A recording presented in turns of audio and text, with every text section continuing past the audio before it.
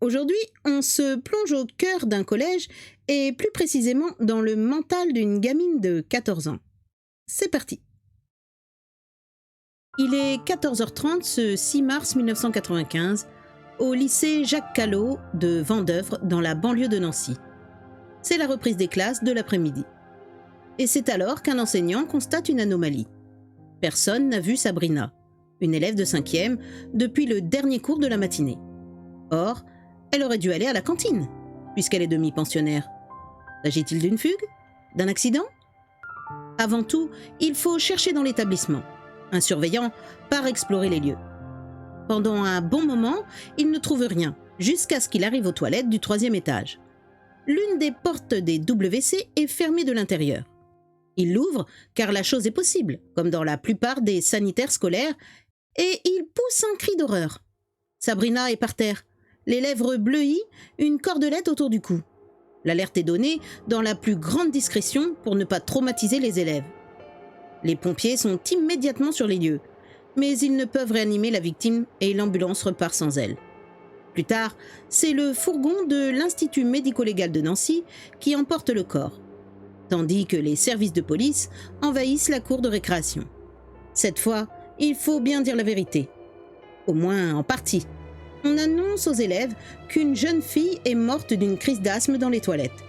Tandis que l'effervescence s'empare de l'établissement, les choses avancent très vite. Le procureur, arrivé sur place, fait ses constatations et elle débouche sur une information pour meurtre. Car il peut difficilement en être autrement. La cordelette était trop courte pour que la jeune fille se soit pendue en l'accrochant quelque part. En outre, quand le surveillant l'a trouvée, elle était allongée inanimée sur le sol. On pourrait quand même songer à un suicide. Mais mettre fin à ses jours de cette manière particulièrement affreuse, en s'étranglant soi-même, nécessite un courage peu commun. Il faut pourtant examiner cette hypothèse. Des camarades de classe de Sabrina sont interrogés discrètement. Était-elle déprimée, capable d'un geste de désespoir? La réponse est unanime, et c'est non. En revanche, les élèves livrent une information de première importance. Sabrina a eu, le matin, une violente altercation avec sa voisine de banc et amie, Leyla, 14 ans, de nationalité turque. Les policiers font appeler Leyla pour qu'elle s'explique sur cette dispute, mais elle a disparu en même temps que Sabrina. Elle non plus ne s'est pas présentée à la cantine.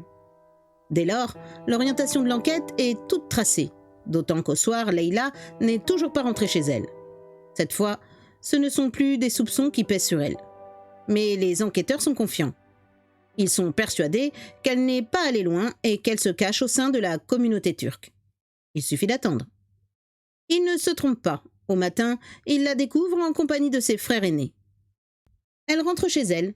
Elle a renoncé à se cacher. En fait, elle est venue se livrer. Et effectivement, quand elle est dans les locaux de la police, elle avoue très vite. Elle fait une ultime tentative pour dissimuler la vérité. C'est un accident. Les enquêteurs notent en eux-mêmes qu'elle écarte ainsi la thèse du suicide, mais tout de suite, après, elle s'effondre. « C'est moi qui l'ai tué !» Alors, elle raconte tout en détail. Le drame a commencé au début du cours de sciences naturelles de 11h. Leyla et Sabrina étaient assises l'une à côté de l'autre, comme d'habitude. Mais il y avait un froid entre elles. Elles se faisaient la tête depuis plusieurs jours. Leyla demande à sa voisine: « Tu me prêtes ta règle ?» Sabrina fait non de la tête. Leyla, mécontente, hausse le ton, changeant de sujet. « Est-ce que c'est vrai que tu m'as traité de putain ?»« Oui, c'est vrai. Tu es une putain. »« Bon, on va régler ça après le cours. On se retrouve aux toilettes. » Sabrina acquiesce et, à midi, elle monte au 3e. Une élève veut les suivre, mais Leyla l'arrête. « C'est personnel. » Elle s'enferme au 3e étage. Il est 12h10. Leyla donne un violent coup de poing au visage de Sabrina. « C'est vrai que tu as dit que je fumais du hashish et que je voulais que tu essaies ?» Sabrina, étourdie, tombe à genoux. Elle lui demande de sortir pour aller manger. Leyla se souvient alors qu'elle a dans sa poche une cordelette en matière synthétique, dont les enfants se servent pour effectuer des figures entre leurs doigts. Elle se précipite sur sa camarade, la lui met autour du cou et serre. Sabrina perd connaissance immédiatement. Elle a fermé les yeux, précise Leyla dans ses aveux. Je pensais qu'elle faisait du cinéma, mais elle a glissé et elle a pu bouger. J'ai essayé de la relever, mais le corps était trop mou, alors j'ai quitté les toilettes. Après cela, la jeune fille s'enfuit du collège et erre dans le dédale de la ZUP de Vendeuvre, ne sachant que faire. Au milieu de l'après-midi, elle appelle une cousine d'une cabine téléphonique. « Je me suis battue !» Le soir, elle la rappelle. C'est là qu'elle apprend qu'elle a tué son amie. Elle raccroche et prend la fuite. Elle se dissimule toute la nuit dans les caves de son quartier. Au matin, elle renonce à se cacher. Elle prend le chemin de chez elle. Elle croise un de ses frères. Ils échangent quelques paroles et c'est à ce moment que les policiers, qui étaient en faction, l'arrêtent. Elle est soulagée que ce soit fini. À Vendeuvre et dans la région, l'émotion soulevée est immense, d'autant que le lycée Jacques Callot n'est pas un établissement difficile où règne une violence endémique. Il fait à la fois lycée et collège, avec un effectif d'environ 1500 élèves. Certes, 80 nationalités s'y côtoient, mais Vendeuvre n'est pas une des banlieues déshéritées, un de ces lieux de non-droit, comme il y en a ailleurs. C'est la deuxième ville du département où la vie n'est pas si désagréable que cela. Dans toute la France aussi, ce crime suscite la surprise, l'étonnement et l'effroi. On rappelle les autres meurtres survenus dans les établissements scolaires depuis 5 ans. Le 25 janvier 89, un lycéen d'Elbeuf est poignardé sur le chemin de l'école par Franck, 17 ans, pour une banale dispute d'argent. 9 ans de prison pour le coupable. Le 27 août 90, Vincent, 12 ans, est tué de 11 coups de couteau après un match de football joué avec des copains de classe. Son meurtrier, âgé de 15 ans, sera condamné à autant d'années de prison que son âge. Le 17 novembre 93, dans le lycée de Brest, Farid, 17 ans, tue d'une décharge de pistolet à grenaille son camarade de classe, David, 16 ans. 14 ans de réclusion criminelle. Cette liste est trop longue, évidemment, mais elle démontre que le meurtre à l'école est loin d'être un phénomène de société, comme aux États-Unis par exemple. L'affaire de Vendeuvre reste tout à fait exceptionnelle. Alors il faut tenter de comprendre ce qui s'est passé. Pourquoi et comment une jeune fille de 14 ans en est-elle arrivée à tuer une camarade de son âge? Pour cela, le mieux est d'en savoir plus sur elle, qui vient d'avouer cet acte terrible. Leïla est née en France en 1980 de parents kurdes de nationalité turque. Elle vit dans une barre HLM, réhabilitée comme tant d'autres avec les moyens du bord, à grands coups de peinture verte et rose. Sa famille a des problèmes tant sur le plan matériel que sur celui de l'intégration. Avec ses parents et ses 7 frères et sœurs, ils s'entassent dans un F3. Le père, ancien ouvrier, est en pré-retraite. La mère n'a jamais travaillé. Tous deux sont musulmans pratiquants et la mère porte le voile. Ni l'un ni l'autre ne parle français. Leïla, elle, semble s'être bien mieux adaptée à la vie occidentale. Elle est franchement jolie, avec ses yeux clairs, qui forment un contraste étonnant avec ses cheveux bruns. Elle est bien faite, un peu potelée. Incontestablement, elle paraît plus que son âge. À l'inverse de ses parents, elle ne semble pas du tout préoccupée de la religion. Elle est coquette, se maquille, boit, fume, s'habille avec des vêtements à la mode, sort en surprise party ou en boîte, et elle a, prétend-elle, un ami français de 21 ans. Tout cela n'est pas répréhensible et serait même plutôt sympathique, mais c'est quand on aborde la question de son caractère et de son comportement que les choses se gâtent. Ceux qui la connaissent en dressent un portrait pas toujours entièrement négatif, mais pour le moins haut en couleur. Leïla est quelqu'un qui a de la personnalité, c'est le moins qu'on puisse dire. C'est dans sa cité qu'elle a la plus mauvaise réputation, puisqu'on va jusqu'à la surnommer Pitbull, pour son agressivité, son excès de violence et sa volonté de toujours commander. Une voisine déclare aux journalistes « C'est une meneuse depuis qu'elle est toute petite. Je l'ai vue grandir, mais elle n'a pas changé. Elle avait des copines qui la suivaient partout. Elle paraissait des fillettes, alors que Leïla, malgré ses 14 ans, avait déjà le corps et l'assurance d'une jeune fille. » Une locataire ajoute « Depuis 1 an et demi environ, elle était devenue très agressive. On avait l'impression qu'elle nous narguait du haut de ses 14 ans, adressant à peine un bonjour dédaigneux à ceux qui la croisaient. Au collège, au contraire, les avis sont partagés. Ses camarades disent d'elle « Elle avait du style. Il y avait de la fierté en elle. » Un garçon de sa classe conclut, pour sa part, « Elle parlait un peu fort. Mais c'était une bonne camarade. Elle était super avec ceux qu'elle aimait, mais dure avec les autres. » En fait, ce jugement résume sans doute assez bien la personnalité de Leïla. Caractère entier, dominateur, elle savait se montrer très aimable avec ceux qui la respectaient, mais pouvait être violente dans le cas contraire. Et les autorités dans tout cela ? Eh bien, À l'inverse de ce qu'on pourrait imaginer, les services compétents, éducatifs, sociaux et judiciaires, s'étaient inquiétés de son cas et ils étaient loin d'être restés inactifs. Leïla n'était au collège Jacques Callot que depuis la rentrée. Elle avait fait précédemment sa scolarité dans un autre établissement, à l'autre bout de la ville. Elle avait redoublé à 2 reprises, ce qui avait attiré une première fois l'attention sur elle, et elle avait été renvoyée l'année précédente pour avoir agressé une enseignante. Dès lors, son dossier la décrivait comme potentiellement dangereuse pour elle-même comme pour les autres. Son premier trimestre à Jacques Callot n'avait rien arrangé. Il avait été catastrophique, tant par manque de travail que par absentéisme. En décembre, elle avait fait une fugue. En janvier 1995, elle avait volé des parfums dans un supermarché, en compagnie de Sabrina, qu'elle avait entraînée. Prise sur le fait par un surveillant, elle l'avait aspergée de gaz lacrymogène et pris la fuite. Alerté, le proviseur de Jacques Callot avait chargé une assistante sociale de l'examiner. Frappée par son mutisme, celle-ci avait rendu un avis pessimiste. Son cas avait alors été signalé à la justice, qui avait décidé de nommer pour 6 mois un éducateur, avec mission de la prendre en charge.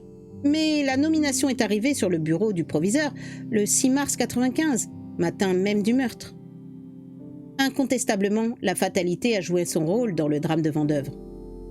Reste à comprendre pourquoi Leïla s'en est prise à Sabrina, qui était pourtant son amie et même sa meilleure amie. Elles ne se ressemblaient pas. On peut même dire que tout les opposait.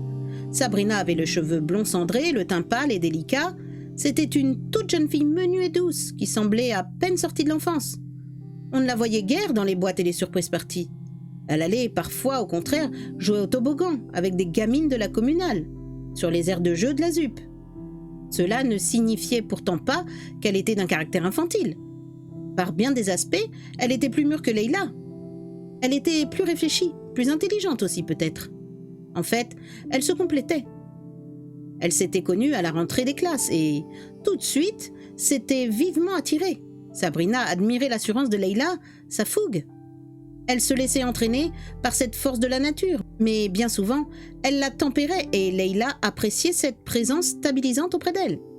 Une amie de Sabrina raconte après le drame.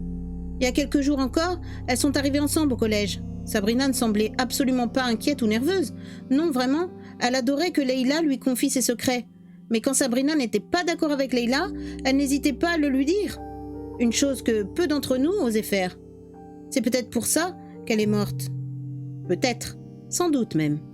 Il a suffi pour passer de l'amitié à la haine, de la routine quotidienne à la tragédie, d'un rien, ou plutôt de ce qui nous semble un rien, à nous les adultes, mais qui à cet âge peut prendre des proportions insoupçonnables.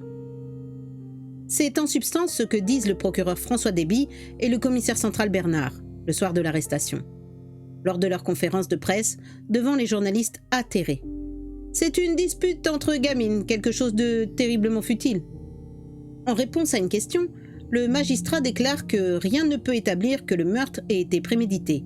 Et il conclut, avec une impuissance amère, « La personnalité des 2 jeunes filles ne présente aucune zone d'ombre particulière. On ne peut que constater que Leïla a étranglé Sabrina.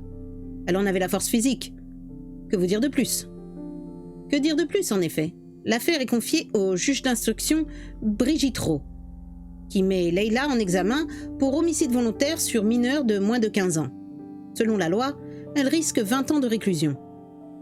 Leïla est incarcérée dans la maison d'arrêt Charles III de Nancy, au quartier des mineurs, dans une cellule où elle est seule, tout près du poste de la surveillante. Le juge d'instruction autorise ses parents à venir la voir. Mais malgré ses visites, l'adolescente ne parvient pas à faire face à cette situation. Selon son avocat, elle n'arrête pas de pleurer, répétant sans cesse « Je ne voulais pas la tuer », en ajoutant « J'arrive pas à imaginer ce qui s'est passé, c'est allé trop vite ». Le procès de Leïla s'ouvre à huis clos le 11 octobre 1995 devant le tribunal pour enfants de Nancy. Rappelons que cette juridiction se compose d'un juge pour enfants et de 2 assesseurs. Personnalités qualifiées, choisies pour leurs compétences et l'intérêt qu'elles portaient aux enfants. En l'occurrence, le juge Laurent Gerblé est assisté d'un pédopsychiatre et d'un professeur de liberté publique à la faculté de droit. Seuls les témoins, les parents et les experts peuvent assister au débat. Pendant les semaines et les jours qui ont précédé, Leïla s'est montrée très angoissée. à tel point qu'elle a été tentée de ne pas venir dans le box. Mais son avocat, maître Joël Lagrange, a réussi à la persuader de se présenter. Les débats devant rester secrets, maître Lagrange ne fait pas de commentaires à leur sujet, mais il déplore le manque de structure pour accueillir une condamnée de cet âge, si elle devait l'être. Du côté de la partie civile, on rappelle que la victime avait elle aussi 14 ans et que c'est bien d'un procès criminel qu'il s'agit. Un des membres de la famille de Sabrina a cette formule. Tout le monde s'est interrogé sur les structures qui pourraient l'accueillir. Mais on a oublié la structure de Sabrina. C'est un cercueil et un cimetière. Au bout de 2 jours de débat, le procureur réclame 12 ans de prison et le jugement est mis en délibéré. Le verdict a été rendu le 25 octobre. Leila a été condamnée à 9 ans de détention. Comme il n'y avait pas de service prévu pour ce cas, elle est restée dans la cellule qu'elle occupait, où elle est seule, à l'abri des possibilités de drogue et de prostitution. Elle reçoit régulièrement de la visite de ses parents, d'éducateurs et de psychologues. Ce compromis a été critiqué à la fois par la défense et la partie civile qui réclamait l'une le sursis, l'autre le maximum de la peine. Nous nous garderons bien d'émettre un avis et nous laisserons le dernier mot au tribunal qui a tenu à justifier son verdict en ces termes. La peine doit être suffisamment longue pour permettre à Leila de restructurer profondément sa personnalité et de ne pas constituer un danger pour autrui, mais d'une durée telle qu'elle n'exclura pas ses chances de réinsertion dans la société.